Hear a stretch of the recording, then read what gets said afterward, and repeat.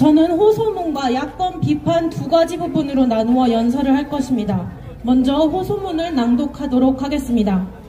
윤석열 대통령께서는 계엄 담화문과 탄핵 심판 최후 변론을 통해 대한민국과 반국가 세력 간의 체제 전쟁에 대해 말씀하셨습니다.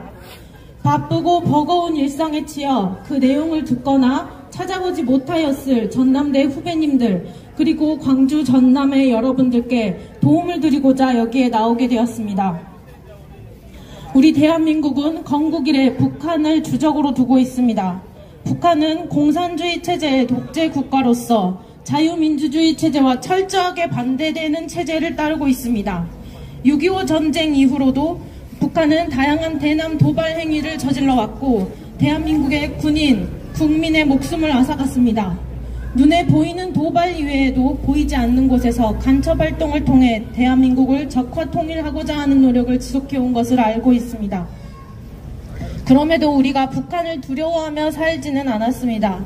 대한민국은 그들이 도발한 것을 배로 되갚아줄 수 있는 군사력을 갖추었고 뛰어난 안보로 간첩들이 활동하지 못할 것이라고 믿어왔기 때문입니다.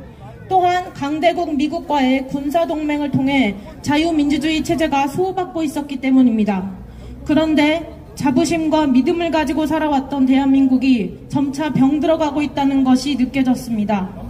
민주주의의 폐단 중 하나는 바로 중우정치라고 합니다. 중우정치란 모두가 동등한 권리와 한 표를 행사할 수 있는 민주주의가 변질되어서 선동된 대중에 의해 좌지우지되는 정치를 말합니다. 광우병 사태를 기억하십니까?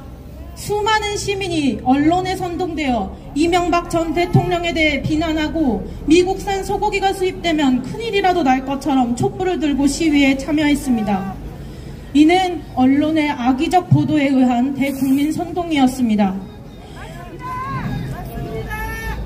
그리고 그 다음 정권인 박근혜 정권은 언론에 의해 더 비참하게 끝이 났습니다.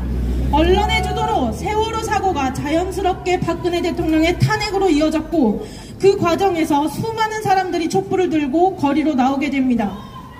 분명한 것은 국민에게 촛불을 쥐어준 가장 큰 공이 언론에게 있다는 것입니다. 윤석열 대통령은 임기 초부터 야당의 강한 반발을 받아왔고 야당은 영부인에 대한 여러 논란을 만들며 특검을 요구했습니다. 이태원 참사가 있고 나서는 정말로 위태로워 보였습니다. 이태원 참사에 대한 대통령의 사과와 진상규명을 요구하며 퇴진을 요구하는 시위가 이어졌습니다. 여전히 또 촛불을 들고 나왔고 그렇게 또 보수 정권은 촛불에 의해 무너질 것처럼 보였습니다. 다시 한번 말하고 싶습니다. 이 과정에서 대통령 퇴진 시위에 참여하도록 여러분을 부추긴 것이 누구입니까?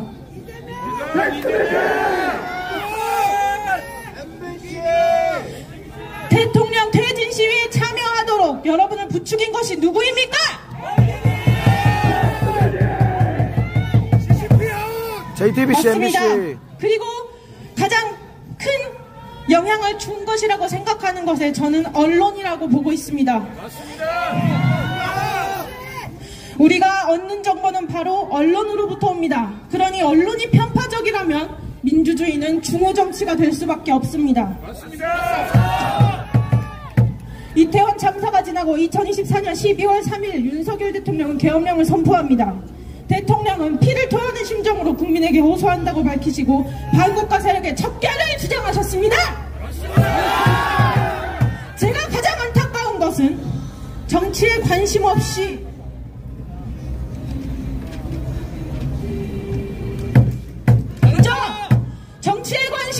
그저 언론의 뉴스를 꾸준히 접해온 국민들에게는 계엄령도 여야 간 정치 싸움의 일환이며 야당의 공격에 참다 못한 대통령의 선 넘은 공격으로 보였을지도 모른다는 것입니다. 그러나 수많은 국민들이 계엄령을 계몽령으로 부르는 이유가 있습니다. 많은 이유들 중 반국가 세력에 대한 이해를 도울 수 있는 내용을 말하고자 합니다. 윤 대통령의 탄핵 심판 변론 과정에서 민주노총 간부로 있었던 북한 간첩의 지령문의 내용이 공개되었습니다. 인터넷에 다음과 같이 검색하면 누구나 그 내용을 볼 수 있습니다. 민노총 간부 간첩 사건 공소장 전문 탄핵 심판 변론에 나온 북한 지령문을 몇 가지 읽어보겠습니다. 먼저 후쿠시마 원전 오염수 방류에 관한 것입니다. 일본 것들의 오염수 방류 결정을 한반도와 주변 나라들에 대한 핵테러 행위, 전 인류에 대한 대학살 만행으로 폭로, 단죄하는 기사들을 집중 게재하고 지역별 반일 투쟁 소식들과 대일 강경 보복을 요구하는 사회적 여론 동향을 널리 보도하여 민중들의 반일 감정을 지속적으로 높여나가라. 놀랍게도 이 지령문은 고스란히 우리 사회의 모습이었습니다. 그리고 이 지령을 성실히 수행한 당은 바로 거대 야당이었습니다.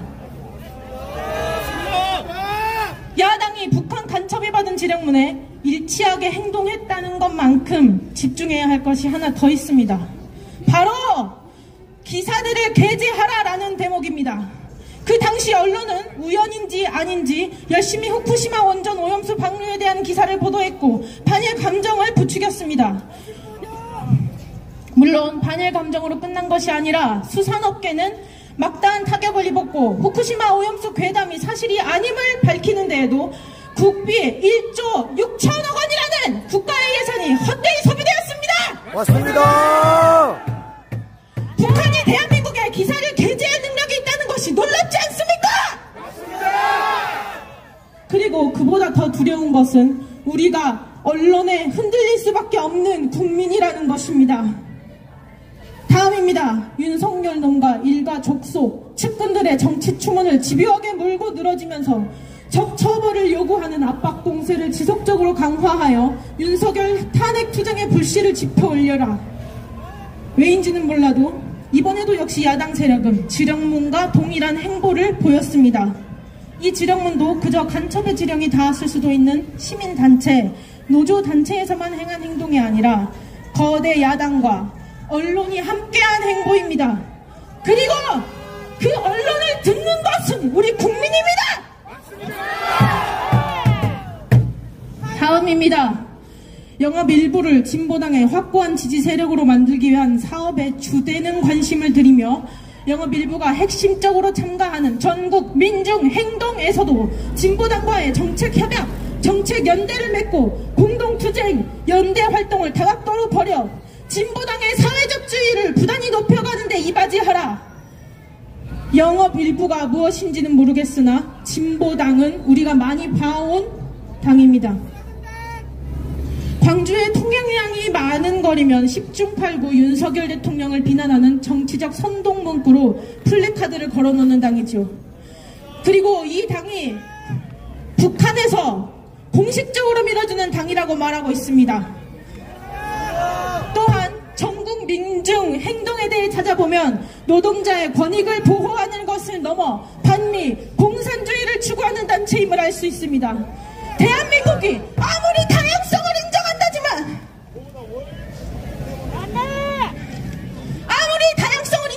인정한다지만 도대체 언제부터 공산주의를 추종하고 자본주의와 자유시장 경제체제를 무너뜨리는 반국가 세력이 이 대한민국에서 버젓이 활동할 수 있게 되었는지가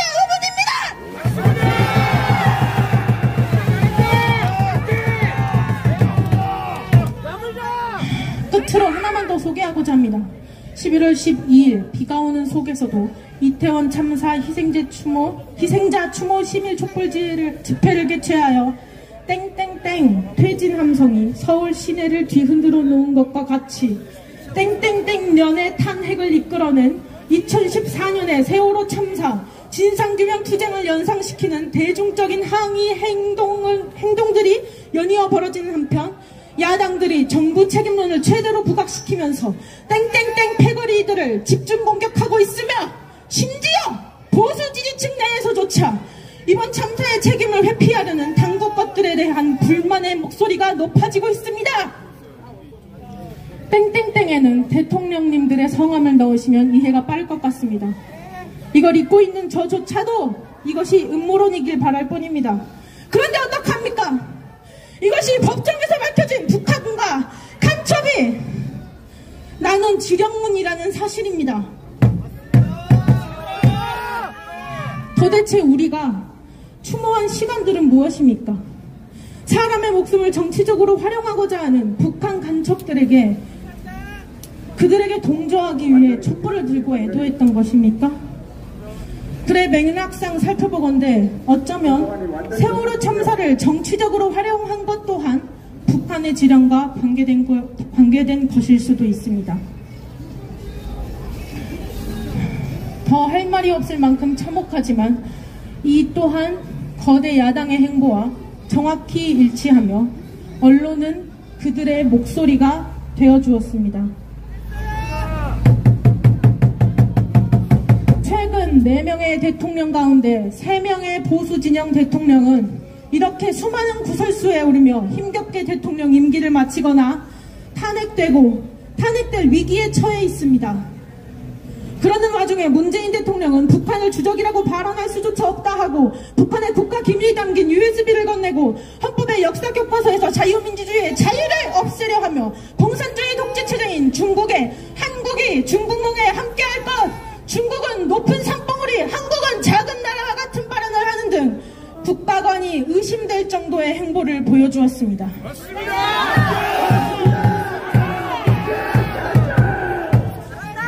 또한 거대 야당은 간첩법 개정을 반대하고 간첩의 지령문과 유사한 행보를 보이고 있습니다. 나아가 대한민국 주류 언론들은 모두 그들의 목소리가 되어주고 있습니다.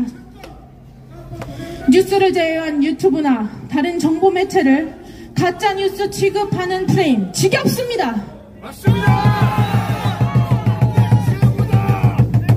우리는 수많은 정보를 유튜브를 통해 얻고 살아갑니다. 때로는 그중에 거짓 정보도 있습니다. 하지만 우리가 유튜브에 떠도는 거짓 정보에 속을까 걱정합니까? 해당 영상의 댓글만 봐도, 다른 채널의 영상만 봐도, 관련 정보만 검색해도 쉽게 교차 검증이 가능합니다. 맞습니다. 디지털 시대를 살아가는 우리 국민들은 누가 가르치지 않아도 디지털 리터러시를 습득하고 살아갑니다. 맞습니다. 반면 지상파 방송이라는 권위, 뉴스라는 권위를 바탕으로 시민들의 정보를 제한하고 원하는 방향대로 사회를 보여주며 사회를 분열시키고 양극화시키는 위험성을 가진 언론 매체가 바로 주류 언론입니다. 맞습니다. 더욱이 그들의 보도는 가짜뉴스더라도 그 진위를 판별하는 것이 일개 시민의 입장에서는 너무도 어렵다는 것입니다. 그런데 위에 북한 간첩의 지령문이 보여주는 것은 이런 위험성을 가진 언론이 거대 야당과 함께 국가의 혼돈을 야기했다는 내용입니다. 대통령 탄핵 심판 최후 변론이 있고 난 후 좌경화된 주류 언론들은 정당들의 의견을 전달한다며 남탓, 사과 없이 정당성 주장, 음모론, 국어 유튜버 개몽령 발언과 같은 내용의 기사를 보도하였고 다른 언론사도 최후 변론에서 있었던 여러 발언들을 재조명할 뿐이었습니다.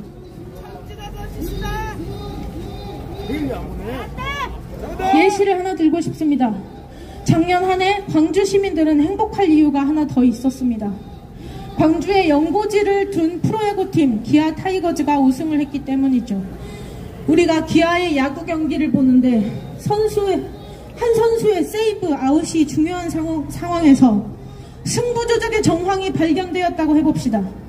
제 아무리 음모론같이 믿기지 않는 이야기더라도 승부 조작의 정황이 있었다면 한 경기의 승패를 가르는 세이브 아웃보다도 승부 조작에 더 초점을 두어야 하는 것 아닙니까? 제가 현재의 사회와 언론을 바라보며 드는 생각입니다. 우리나라의 근간을 흔들 수 있는 반국가 세력의 정치 및 언론 간섭이라는 중요한 사안을 두고 모든 언론이 모른 채 하고 있으며 어떻게 오직 대통령의 탄핵 심판에 대해서만 보도를 할 수 있는 것입니까?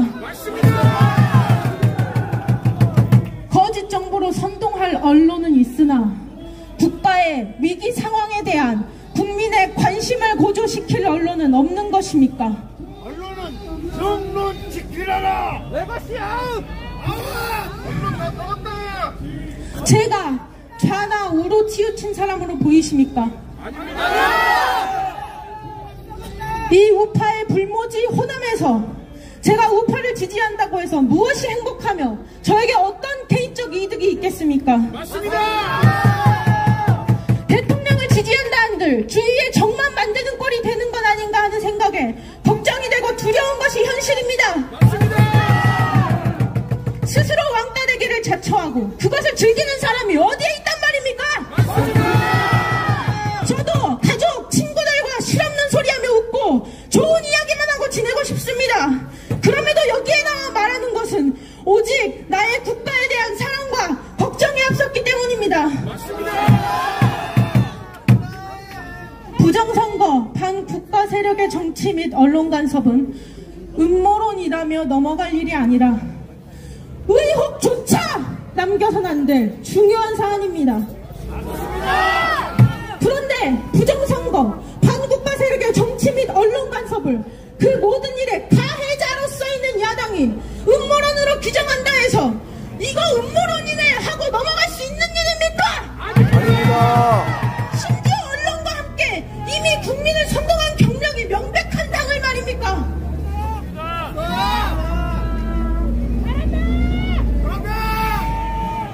윤석열 대통령의 탄핵은 반드시 기각되어야 합니다. 이대로 탄핵된다면 부정선거, 반국가 세력의 정치 및 언론 간섭은 지금이 아니면 다시는 꺼낼 수 없는 이야기가 될 것입니다. 맞습니다. 결코 음모론이 아니며 최근 있었던 CPEC에서 본 것처럼 미국의 정부와 트럼프 대통령도 공식적으로 인정한 내용입니다. 맞습니다. 혹 음모론이라고 할지라도 결코 정황조차 남겨선 안 될 일입니다. 이는 국가의 체제가 걸린 일이며 해결되지 않는다면 국가를 분열시킬 수 있기 때문입니다. 맞습니다. 맞습니다. 야당을 지지하시는 분들도 다시 한번 생각해 주시기 바랍니다. 윤 대통령의 임기가 고작 2년가량 남았습니다. 언론사들을 통제할 힘이 없어 내란 시계나 일컬어지고 헌법상 대통령으로서의 권한을 다하는 것이 전부인 대통령이 무슨 권력을 누리겠습니까? 맞습니다. 제발 대통령께서 칼 뽑으신 일을 마무리 지을 수 있도록 도와주십시오. 국민 여러분, 제발 관심을 가져주십시오. 뭘 자꾸 말할 게 있어. 대통령이 잘했으면 탄핵이 안 되겠지 라고 말하거나 정치 이야기에 뭐하러 열을 올리냐며 관심 끄고 말을 하지도 말라는 분들을 보았습니다. 그런데 대통령의 탄핵 심판조차 극좌편향적인 재판관들이 맡고 있습니다. 맞습니다. 스스로를 좌파라 주장하고 공식적으로 사회주의와 공산주의를 추종한다고 밝힌 사람들 말입니다. 국가 대통령의 탄핵 여부를 결정하는 가장 합리적이어야 할 자리조차 좌우진영 갈등에 물들어버린 것입니다. 이 상황에서 도대체 어떻게 대통령이 잘했으면 탄핵이 안 되겠지 같은 무책임한 말을 할 수 있단 말입니까? 맞습니다. 국가의 미래를 생각한다면, 다음 세대를 생각한다면 어떻게 그런 말을 할 수가 있다는 말입니까? 맞습니다. 저는 지역 갈등을 뛰어넘어 전국의 모든 국민이 스스로 정보를 찾고 정보의 논리성을 따져보는 등 개인의 역량을 스스로 기르고 빼앗긴 주권은 본인이 직접 되찾아 쟁취하는 힘있는 국민들이 되기를 소망합니다. 이렇게 나약한 정신상태로 어떻게 다음 세대에게 이 사회를 물려준다는 말입니까? 맞습니다. 그런 일은 도저히 두고 볼 수가 없어 불안함과 죄책감에 제가 여기에 나서게 된 것입니다. 맞습니다. 화이팅! 우리 기성세대가 더욱 강해져서 대한민국을 지성과 품위를 갖춘 강대국으로 이끌어가기를 소망합니다. 이상으로 호소문 낭독을 마치겠습니다.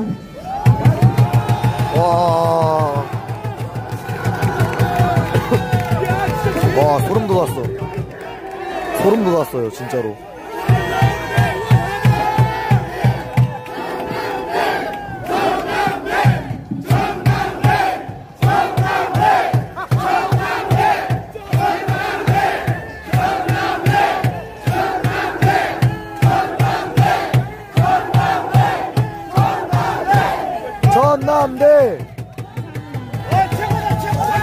최고다. 야 미쳤다 진짜 미쳤다. 전남대를 국회로.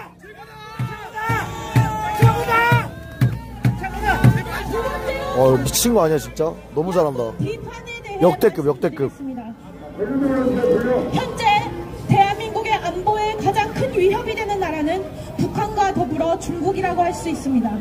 최근 몇 년간 북한과 중국이 우리나라에 일으킨 일들을 말씀드리겠습니다. 북한은 대한민국 쪽으로 지속적인 탄도미사일 발사, 오물풍선 등 도발 행위를 멈추지 않았습니다. 중국은 우리나라에 자국민들을 보내어 부산항에 정박한 미국 항공모함을 드론으로 촬영, 2년 이상 한국 군사시설을 불법 촬영하게 하였습니다. 또한 2024년 11월 국정원 건물을 촬영하였습니다. 이를 자행한 자는 중국인이었습니다. 대한민국의 안보를 심각히 훼손하는 이들은 어떻게 되었습니까? 우리의 주적 북한이 아니라는 이유로 간첩법이 적용되지 않았습니다. 불구속 송치되었습니다. 우리의 국가기밀을 촬영하는 엄연한 국가안보 위협 행위를 하였는데도 이에 대한 조치가 이루어지지 않은 것입니다. 이뿐만이 아닙니다. 간첩 행위를 하는 자들이 여럿 있습니다. 중국의 국외 비밀경찰서로 밝혀진 서울 송파구의 중식당 주인, 비밀리에 국가의 중대한 첩보임무를 수행하는 우리의 블랙요원 명단을 대량으로 중국에 유출한 정보사령부 군무원, 4조 3천억 원 상당의 첨단 기술을 중국으로 유출한 전 대기업 임원, 이들 역시 간첩법을 적용받지 않았고 각각 업무상 횡령, 국가기밀보호법 위반, 부정경제방지법 위반 혐의로 송치되었습니다. 마이크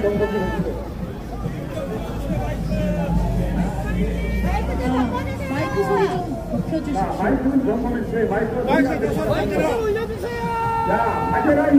저분 음료수 가지고 계셔갖고 물 드셨어요. 마이크 좀 올려주세요.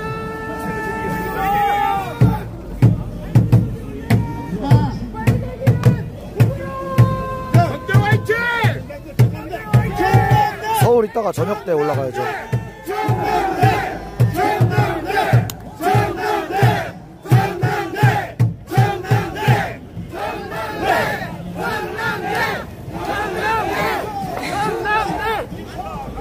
형법 제98조에 따르면 간첩죄는 1. 적국을 위하여 간첩하거나 적국의 간첩을 방조한 자, 2. 군사상의 기밀을 적국에 누설한 자에 한하여 적용됩니다. 현재 포괄적 안보 개념이 새롭게 등장하면서 적국의 개념이 모호해지고 있는 가운데 계속해서 간첩의 범위를 적국에만 두는 것이 아닌 외국으로 확장하자는 간첩법 개정안 제안이 나오고 있는 상황입니다.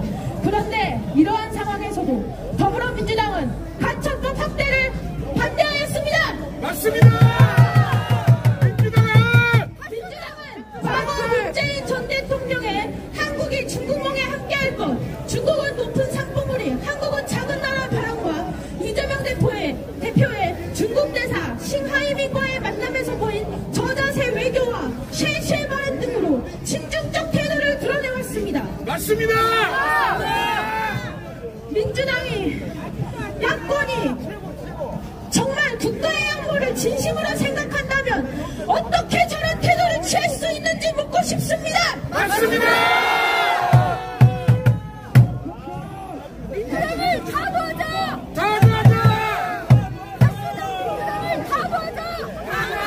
민주당은 차세대 기술로 주목받는 원자로 기술을 비롯한 원전 사업 관련 예산은 90% 가까이 대폭 삭감하였고 그 2배가 넘는 금액을 신재생에너지, 태양광 관련 산업 예산에 증액했습니다. 현재 태양광 패널 생산의 80%를 차지하는 국가는 다름 아닌 중국입니다. 맞습니다. 그리고 2021년에는 중국 공산당 창당 100주년 기념행사에서 더불어민주당 당기가 발견되었으며 선관위 비밀번호로 사용된 1, 2, 3, 4, 5가 공산당 통치 시스템과 민주당 선거 구호와 연관되었다는 의심을 받고 있습니다. 맞습니다. 민주당의 싱크탱크인 민주연구원이 중국 공산당의 유일한 교육연수기관 및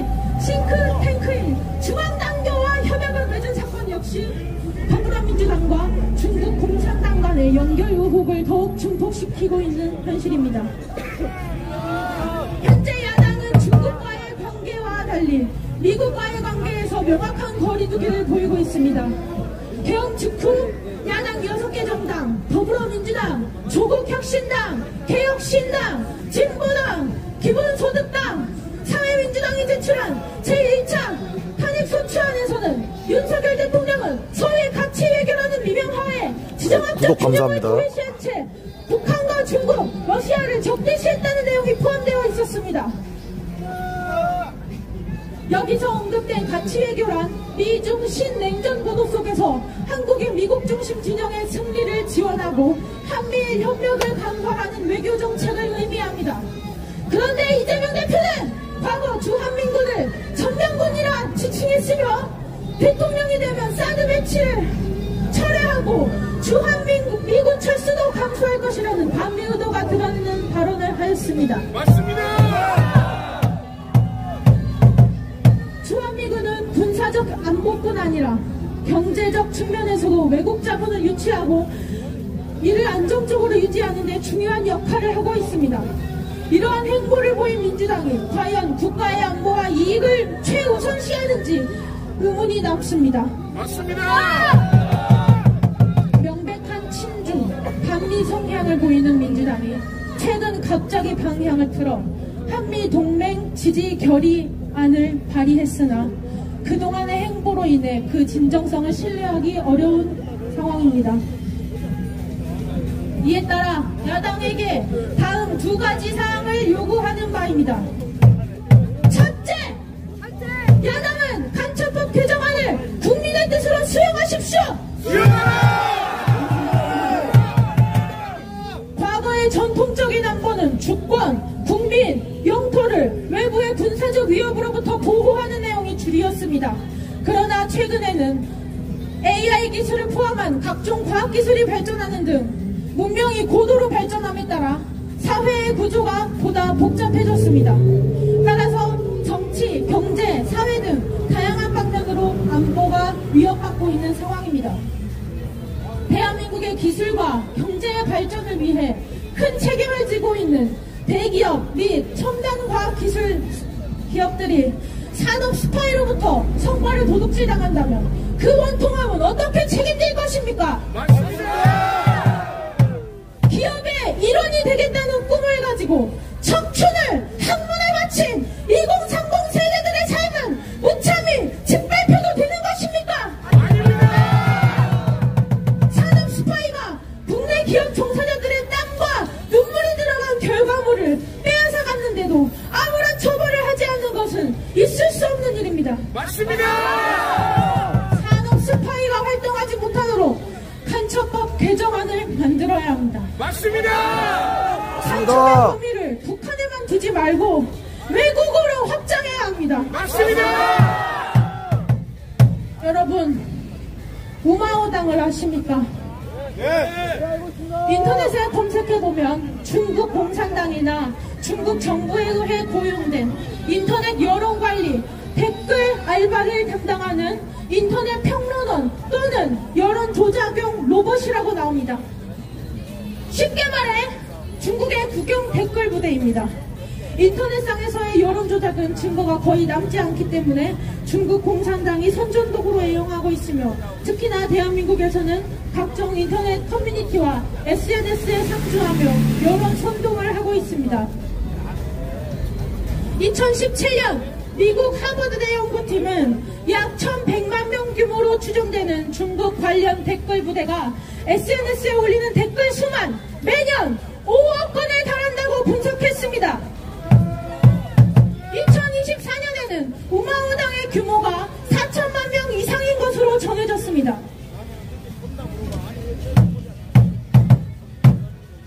몇 년 전부터 각종 미디어에서 노출되었던 불쾌한 단어들을 떠올려 보십시오.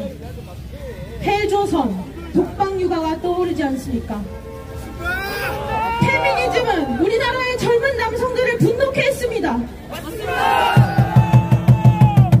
남성들을 잠재적 성범죄자로 몰아세워 정치, 정서, 사회, 경제적으로 위축시켰습니다. 맞습니다.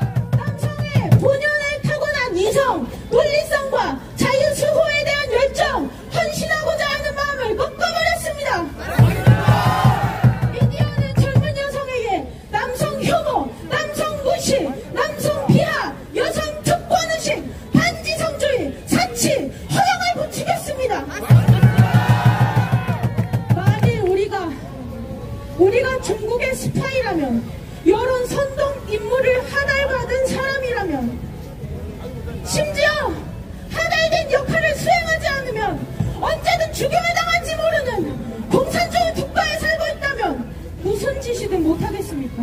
맞습니다. 예, 감사합니다. 너무 잘한다. 전남대! 전남대! 전남대! 전남대! 전남대! 전남대! 뉴스, 예능, 블로그, 유튜브, 인스타그램 같은 각종 미디어를 활용해 남녀 갈등, 세대 갈등 이런 것들을 부추기고 민족이 자기들끼리 치고받고 서로의 아픔과 상처는 못 본체하고 개인의 안위만 중요시하며 스스로 멸하도록 하는 방법을 택하지 않겠습니까?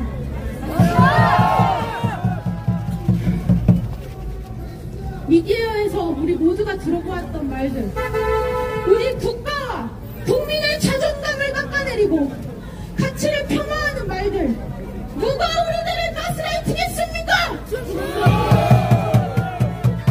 더 이상은 이러한 사이버 테러에 당하고 있을 수 없습니다.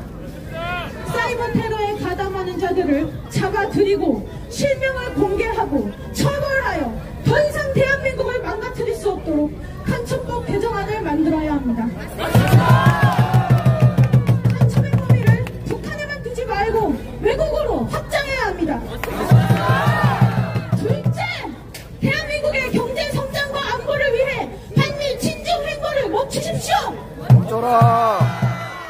미국은 공식적으로 자유민주주의를 수호하는 나라이며 자유민주주의를 토대로 경제, 기술, 문화의 성장을 선도하는 나라입니다.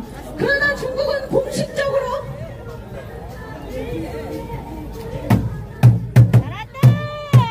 잘한다.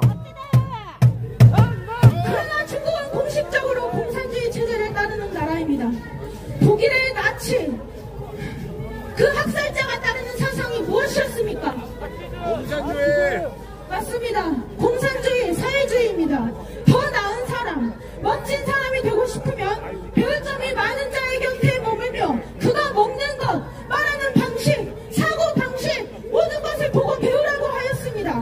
급급 차급, 나쁜 사람과 가까이 지내면 나쁜 버릇에 물들기 쉽다고 하였습니다.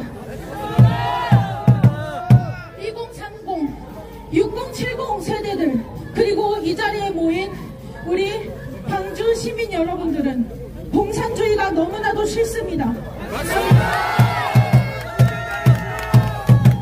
공산주의의 끝에는 명예 실추, 파멸, 허무함이 기다리고 있습니다. 제발 이 나라를 살려주십시오. 퇴보하는 국가를 만들 것인지 진보하는 국가를 만들 것인지는 지금 우리들의 손에 달려 있습니다. 자유민주주의를 수호하는 우리 애국 시민들은 대한민국의 자유를 지키기 위해 목숨을 걸었습니다. 이 자유주의의 물결은 결코 잠재울 수 없을 것이며 우리의 뜨거운 의지가 귀를 열지 않는 사람들의 마음 깊숙이 타고들 때까지 계속 큰 목소리로 외칠 생각입니다.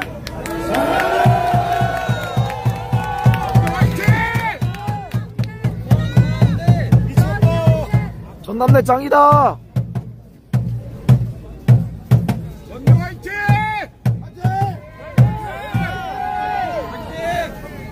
지난 몇 년간 우리는 힘든 시기를 보냈습니다. 취업길에 막힌 청년들과 집이 무거워 자신의 삶을 끝내버린 청년들, 눈앞에 마주한 미래에 희망이 보이지 않아 결혼과 출산을 포기한 청년들, 급변하는 사회 속에 이리저리 나붙기다 정처 없이 부유하는 청년들, 우리의 모습은 거대한 벽에 가로막혀 무력감을 느낀 채로 자신만의 방식대로 몸부림쳐보는 것이 다였습니다. 4050 부모님 세대들은 누구보다 귀한 당신의 자식들이 무너져가는 모습을 바라보며 무력감과 죄책감에 마음 아파하였습니다. 6070 그리고 그 이상의 조부모님 세대들은 전쟁에 목숨을 바쳐 지킨 이 대한민국의 자유민주주의가 무너져가는 것을 보며 비통해하셨습니다. 건강한 어른의 사랑과 사회의 배려로 성장해야 하는 10대들은 총체적 난국인 이 사회를 보고 얼마나 두렵고 불안해했겠습니까? 맞습니다. 대한민국의 모든 세대는 그동안 얼마나 많은 시도와 좌절을 겪어야 했습니까? 이제는 그 멍에를 벗어버릴 기회가 우리의 눈앞에 와 있습니다. 우리를 괴롭히는 것의 정체가 무엇인지 서서히 드러나고 있습니다. 그것은 부정선거의 정황과 선거에 개입된 중국과 사이버 테러와 산업 스파이와 화교, 우대, 차별 정책과 행정부를 마비시키는 야당의 입법 독재와 탄핵 남발입니다. 맞습니다.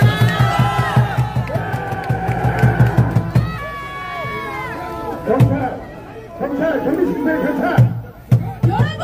야, 이 새끼야! 경찰, 빨리 경비시키세요. 우리는 싸우지 마세요. 국민의 이름으로 국회에 긴장하지 말고. 경찰! 헌법을 개정하라! 반미의 친중 정책을 멈춰라!